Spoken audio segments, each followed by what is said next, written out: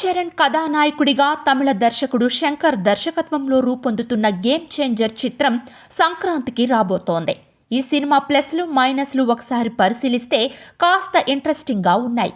ఈ సినిమాకు ప్లస్ విషయానికి వస్తే ఒకే ఒక్క ప్లస్ రామ్ చరణ్ మాత్రమే. RRR సినిమా తర్వాత అంత భారీ స్థాయిలో వస్తున్న సినిమా ఇదే కావడం కూడా ప్లస్ పాయింటే.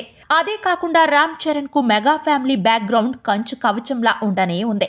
అలాగే మెగా స్టార్ చరిష్మా కూడా ఉంటుంది. నటుడిగా చెప్పవలసి వస్తే రంగస్థలం సినిమా ద్వారా నటుడిగా తన సత్తా చాటుకున్నాడు. చిరంజీవి కొడుకు అనే స్థాయి నుండి త్వరలో రామ్ చరణ్ తండ్రి చిరంజీవి అనే స్థాయికి ఎదగబోతున్న నటుడిగా ప్రూవ్ చేసుకున్నాడు. దాంతో పాటు భారీ బడ్జెట్ పుష్ప 2 సినిమాతో పోల్చుకుంటే ఈ సినిమా బడ్జెట్ రెండింతలుగా చెప్పుకోవచ్చు. 500 కోట్ల భారీ బడ్జెట్తో ఈ సినిమా రూపొందింది అని చెప్తున్నారు. ఈ సినిమాకు పెద్ద మైనస్ దర్శకుడు శంకర్ అనే చెప్పుకోవచ్చు. దర్శకుడిగా గతంలో ఎన్నో మంచి విజయాలు అందించారు. అర్జున్ కథానాయకుడిగా జెంటిల్మెన్, అప్పటి వరకు నృత్య దర్శకుడిగా ఉన్న ప్రభుదేవాను కథానాయకుడిగా పరిచయం చేస్తూ ప్రేమికుడు సినిమా తీశారు. దాని తర్వాత కమల్ హాసన్తో భారతీయుడు సినిమా, ప్రశాంత్ కథానాయకుడిగా జీన్స్ సినిమా, మళ్ళీ అర్జున్ కథానాయకుడిగా ఒకే ఒక్కడు సినిమా, కొత్త తరం నటీనటులను పరిచయం చేస్తూ బాయ్స్, విక్రమ్ కథానాయకుడి అపరిచితుడు, రజనీకాంత్తో శివాజీ, అత్యాధునిక టెక్నాలజీతో రోబో, వరుసగా 9 చరిత్రను తిరగరాసిన సినిమాలను రూపొందించిన శంకర్ ఈ సినిమాలో చెయ్యని ప్రయోగం లేదు. తరువాత 10వ సినిమా నుండి శంకర్లో పస తగ్గుతూ వచ్చింది.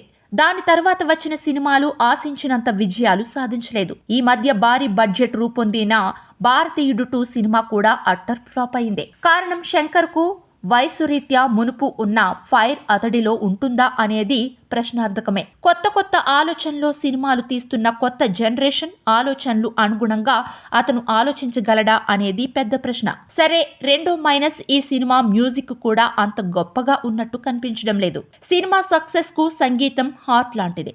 ఎంత కథ బాగున్నా కూడా సంగీతం కూడా బాగుండాలి కదా మరి.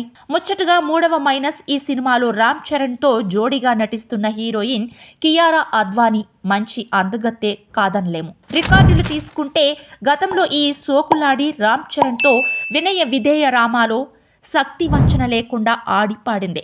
అప్పుడు కూడా సంక్రాంతికి వచ్చిన ఆ సినిమా కనపడకుండా పోయింది. ఈ గేమ్ చేంజర్ సినిమా ఆడాలంటే ఇన్ని మైనస్లు దాటాలి మరి.